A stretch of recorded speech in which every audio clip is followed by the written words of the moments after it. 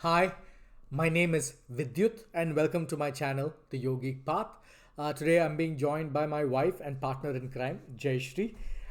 Today we're going to look at yoga postures, but possibly from a less common point of view. Everyone knows that yoga is good for flexibility, managing stress. Cardiovascular health, mobility, bone strength, and proprioception, which is basically a sense of where your body is. Exactly. But what really is interesting to me is verse 48 from the second chapter of the Yoga Sutra. Okay, what is verse 48? Verse 48 essentially talks about the outcome or the benefit of practicing postures. And it says, the verse goes, Tato Dvandva Anabhigataha, and that translates into, hence you will be untroubled by pairs of opposites. Pairs of opposites. So, what does that mean in this context? Like good versus bad? Yes, and something's more complex, perhaps, like dichotomies. Um, Dichotomies are things that we split in two that are usually opposing each other. Okay, dichotomy is like society versus economy, and the greater good versus what an individual wants. Yes, success, failure, heat, cold, love and hate. All of these are examples of pairs of opposites. And this is useful in thinking about analyzing things and breaking them down. Yes, dichotomies are really great for as an analytical tool. It simplifies your thought process and helps you make better decisions. However, there is a downside to dichotomous thinking. Which is, Well, you could get set into a dichotomous thinking pattern or binary thinking, and in which case you end up thinking along lines of only success or failure, pass or fail, with no gray areas in between, no room for nuance or interpretation. and of course, that oversimplification can cause a series of problems. Yes, oversimplification and looking at life through this frame of thought, just thinking in terms of success and failure, could lead to stress, could lead to anxiety, general anxiety disorder. Yes, and it could be a lot of trouble.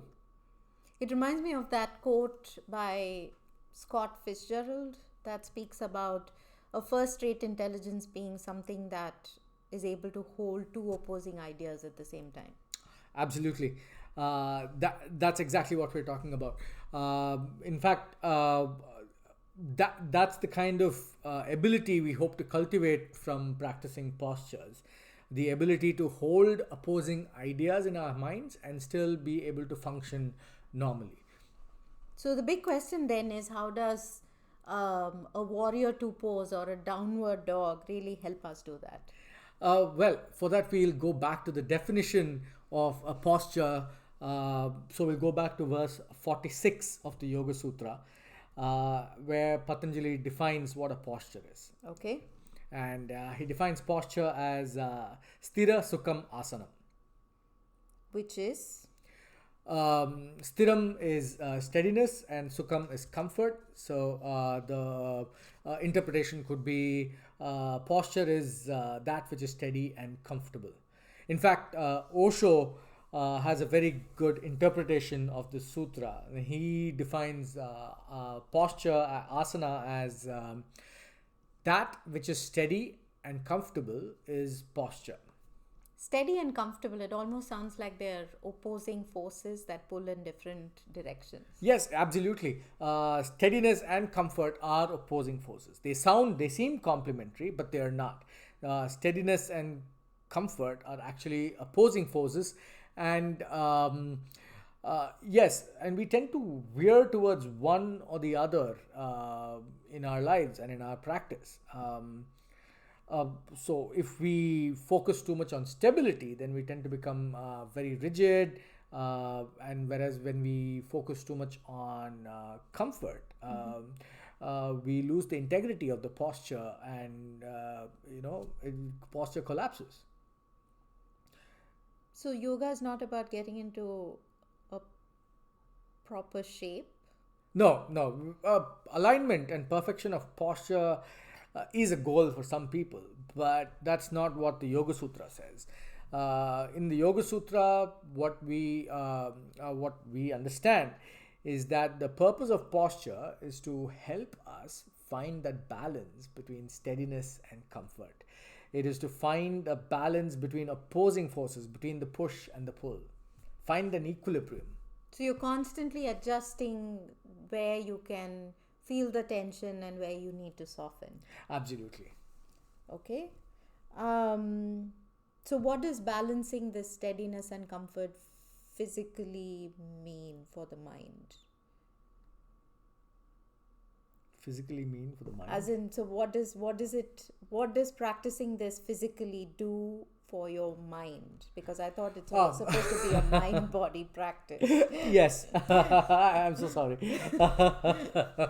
Sorry, I didn't ask that. So how does this physical practice connect to the Correct. mind? That's what I So was trying how to does get the at. physical practice of balancing opposing forces of steadiness and comfort? What does it do for your mental fortitude or strength or whatever it is? What does it do for you? Yes. So through consistent practice, by consistently practicing a posture, by consistently finding that balance between opposing forces, we get accustomed to holding opposing ideas in our minds, and we train the mind to balance these opposing forces.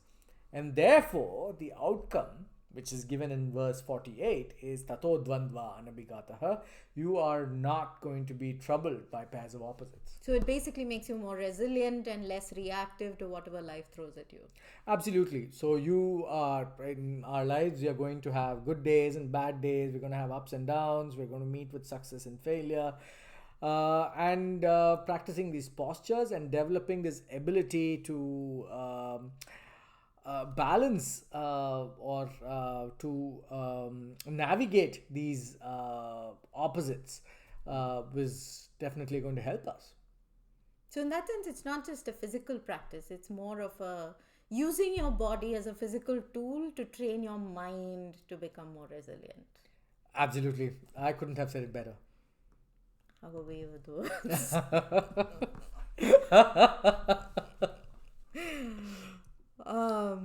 So one final thought, which is as you deal with life and as you deal with the conflicts and disagreements and everything else that life throws at you, how do you find your balance on a daily basis?